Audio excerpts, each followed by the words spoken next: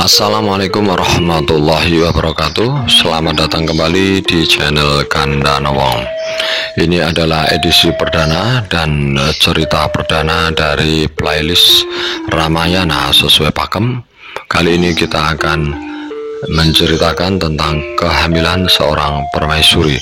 Siapakah permaisuri tersebut? Karena ini awal dari cerita Ramayana. Namun sebelumnya mohon keikhlasan dan kesediaannya untuk subscribe dulu channel Kandana Wong.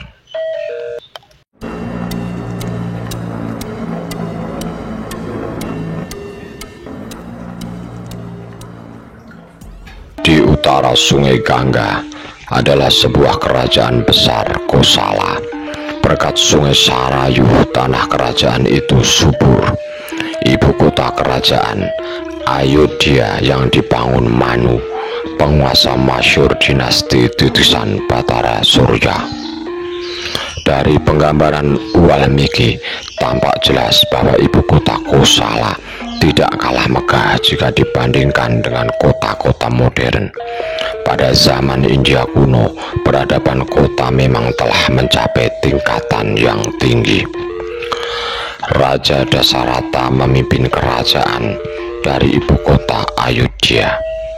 Ia tegakkan nilai-nilai yang diajarkan para dewa.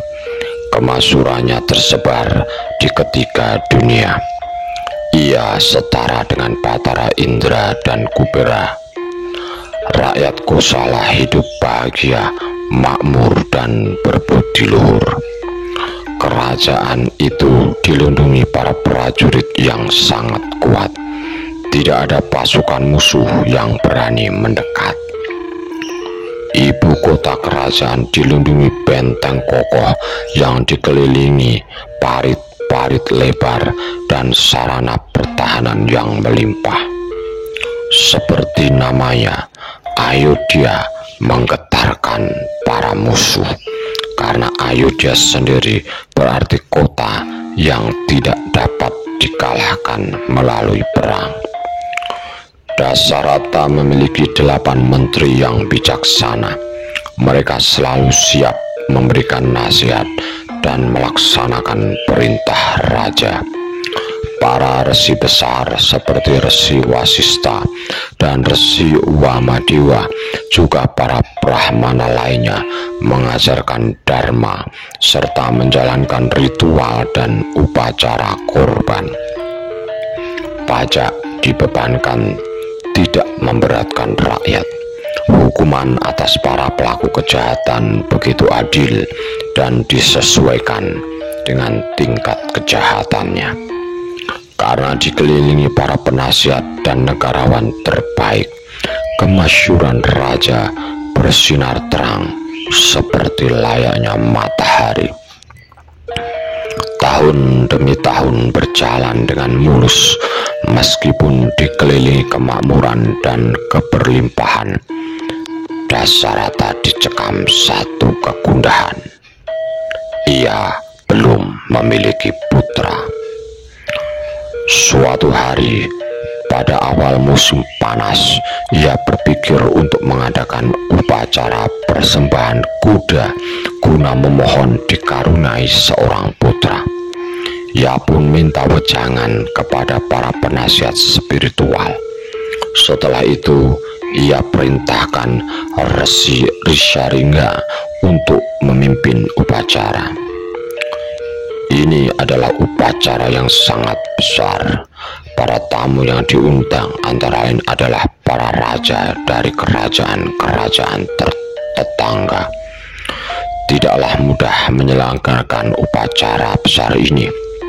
Lokasi dan pendirian tempat kurban harus dipersiapkan dengan sangat rinci sesuai tradisi yang berlaku.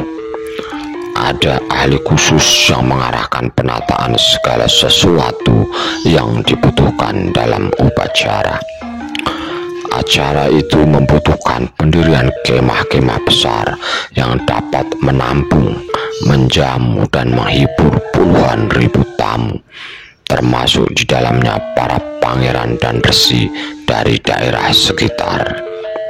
Pendek kata, Upacara persembahan kuda pada zaman itu dapat kita samakan dengan konferensi atau eksibisi berskala besar yang disponsori oleh negara. Setelah semua persiapan dilakukan, upacara pun dilaksanakan dengan sangat hikmat dan cermat sesuai dengan ajaran kitab-kitab sastra. Pada saat yang bersamaan dengan upacara persembahan kuda di Ayodhya, para dewa sedang mengadakan pertemuan di Kayangan. Para dewa mengadu kepada Batara Brahma tentang Rahwana, si Raja Jin. Gara-gara mendapatkan kesaktian dari Batara Brahma, Raja Lalim itu jadi mabuk kekuasaan dan telah bertindak sewenang-wenang dengan menciptakan banyak kesengsaraan. Mereka memohon kepada Batara Brahma, "Kami tidak dapat mengalahkan, menundukkan atau membunuh Rahwana. Kesaktian yang engkau berikan membuatnya menjadi angkara, kejam, dan bertindak semena-mena. Bahkan juga kepada para perempuan. Ia ingin merebut tahta Batara Indra. Engkaulah satu-satunya harapan kami. Hanya engkau yang dapat membunuh dan mengakhiri kelaliman raja itu." Batara Brahma tahu bahwa ia telah memberikan kesaktian yang diminta Rahwana kepadanya. Berkat kesaktian itu, Rahwana dapat mengalahkan para dewa, asura, Gandharwa, dan makhluk hidup lain. Dengan angkuh, ia tidak takut lagi kepada manusia. Ketika Batara Brahma mengakui kelalaiannya, para dewa bersorak gembira dan segera menghadap Batara Wisnu. Setelah itu, para dewa memohon supaya Batara Wisnu berkenan turun ke dunia dan terlahir menjadi manusia untuk membunuh Rahwana serta mengakhiri kekejamannya. Batara Wisnu setuju dan mengatakan kepada para dewa bahwa ia akan terlahir sebagai keempat anak Raja Dasarata yang sedang melaksanakan upacara korban untuk memohon putra. Ketika dupa dilemparkan ke dalam tungku suci pembakaran, nyala apinya tiba-tiba berkobar. Dan dari kobaran api itu muncul sesosok tubuh yang agung dan memancarkan cahaya menyilaukan, memegang mangkok emas. Sosok itu memanggil Dasarata dan berkata, "Para dewa berkenan kepadamu dan mengabulkan permohonanmu. Terimalah semangkok payas dari para dewa ini dan berikan kepada istri-istrimu. Setelah meneguk minuman dewata ini, istri-istrimu akan memberimu putra." Dengan hati girang tak terperi, Dasarata menerima mangkok itu dan membagikannya kepada istrinya, yakni Dewi Kausalya, Sumitra, dan Kaikeyi.